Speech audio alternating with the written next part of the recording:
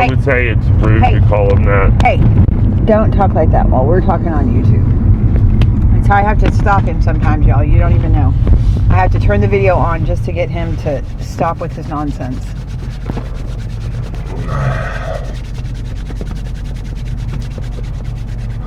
What? Freezing my butt off. So I thought I would be Christmassy today. Boo-hoo. Wait. That's fun with one hand, isn't it? I can't do it. It's impossible. Put them on me. Your light is green. Okay, go. Oh my goodness. You put them on backwards. Good. Why? You deserve that. Damn it. I'm cold. Just turn your head around. Okay, yeah, that'll work. So, I was telling Robert, and I think I made a little video while I was ready to go to bed. I can't hear with these things on. That I feel like shit. Like, no energy, no strength, no endurance. Food matters? Is that what you're saying? I think food matters. Food matters. And you know, I think we had been doing keto long enough that we kind of forgot that feeling like this meant something. Holy cannoli! For those of you out there, please don't try to enter the highway at 35 miles an hour. It's dumb. Yeah, and there's people doing it all over the road.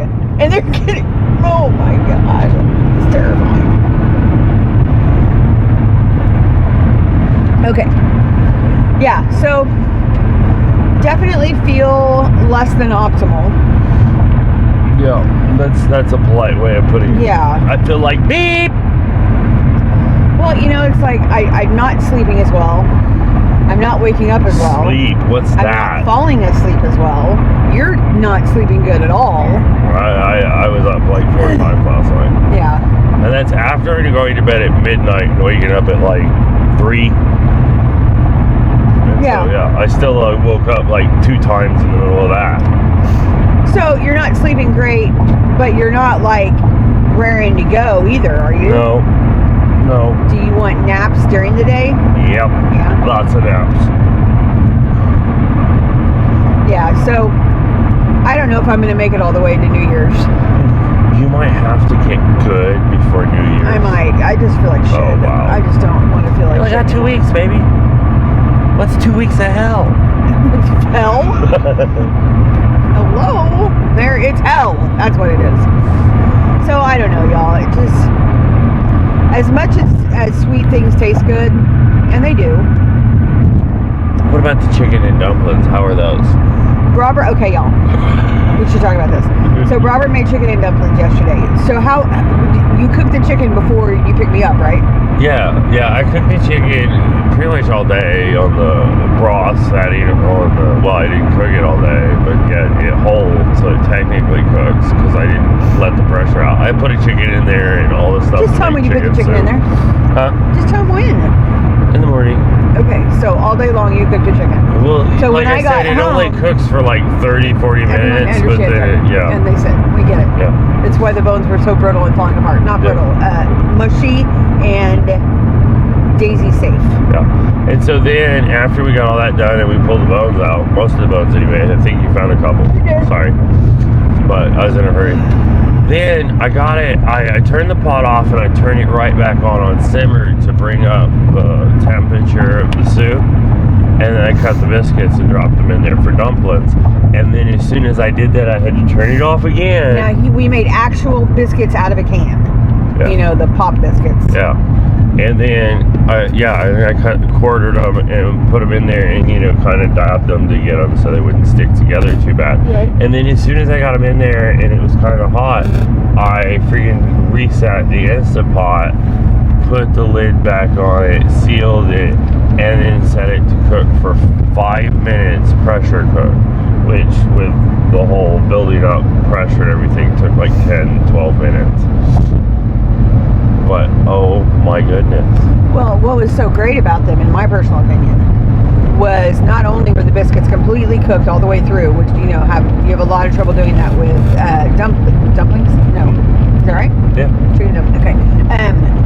But because of the fact that they were pressure cooked, the juices from the chicken soup permeated the entire biscuit. And so it tasted like chicken and dumplings. It was Each so dumpling just tasted permeated with chicken flavoring, and it was just really good. And I didn't know if it would dissolve or what would happen under pressure. I was just like, I don't know. We're gonna try it. I'm telling you, pressure cooked dumplings rock. Super good. It was so much quicker and so much easier. I'm just like, I love my instant pot. We're having a lot of fun with it. And not everything we make is keto. Obviously, biscuits are not keto. Yeah. But the chicken soup most certainly was. Yeah. So a little bit extra carbs in there is what happens. So. Yeah, it's just like Aimee said something about she wasn't really going to worry about the diet until January. And being a chef, my first thoughts were, okay, what can we make? What can I make that I'm not going to make once I go back on the keto diet? Exactly. It's something that I really love that is just not necessarily great for me. And chicken and dumplings is that thing. Yeah, we've done pizza. Boom. We had like a brick oven pizza. We have had dumplings now. Obviously, everything sweet you could possibly think of. So, this experience is really, I think I've gained 30 pounds. That's another reason why I'm terrified to go any further, because I think in 2 weeks I could gain another 10 pounds. Yeah. And honestly, that's the part about this diet that frustrates me, is I didn't ever want to be involved in a way of eating that I had no choice but to continue. Yeah. And I feel like that's where I'm at now with keto. Is that you feel a little caged, if very you will. caged, forced into the situation. Culinary prison. Yeah. Because just going off of it, I gained 30 pounds. Yeah. And I never wanted it to be the kind of situation where, total sidebar, but there was a Twilight Zone show where this lady took a pill and it made her young, but she had to take that pill for the rest of her life or she immediately became old. Yeah. And so they had her in this grip of, terror because she was afraid she was a model and she was afraid she was going to look ugly again. Yeah. And old. And that's how I honestly feel with the keto diet, is I feel like that unless I follow all of the things strictly, I am literally going to gain back every damn pound that I lost on this diet. And I know, I get it, way of eating. I get all of that. I really do. But at the same time, give me a freaking break. Yeah, we're not real, legalistic, discipline type people. No. We normally live our lives with the kind of attitude that, as long as you're getting positive results more than you're getting negative results, you're on the right path. Yeah. Just don't worry about it. And keto, you can't really do that. Well, and maybe we have been, and we've become so past not strict. Yeah. Because it's not like we were ever 100% all the time. No. And we still lost a ridiculous amount of weight. Yeah. And so maybe that's the idea is, you obviously you have to do it more than you don't do it. Right. And we have not been doing it more than we don't do it. We've been not doing it more than we've been doing it. So maybe that's just the thing, is we need to tweak it back to a cheat every now and then instead of a cheat 4 times a day. I don't know. I still think that our problem is that attitude about cheat and non-cheat. Yeah. It's the concept that I'm still got the childish mentality. No matter how I'm supposed to eat, yes, I want some candy. Yeah. You never run into a kid that's like, nah, I had a lot of candy 3 days ago, so I'm not going to have candy for another 3 or 4 days. You don't run into that with a 6-year-old and a bunch of Tootsie Rolls. They're just like, Tootsie Rolls, yeah, sure. Let's just eat them till they're gone. And yeah, and historically, that's kind of the way we handled fruits. Yeah. And even carb-rich vegetables, is they're only going to be ripe. Yeah. For a couple weeks, and so you just mash out on them, but then it's a year before you get it again. But in modern society, I don't get blueberries once a year. I get them whenever the hell I want them.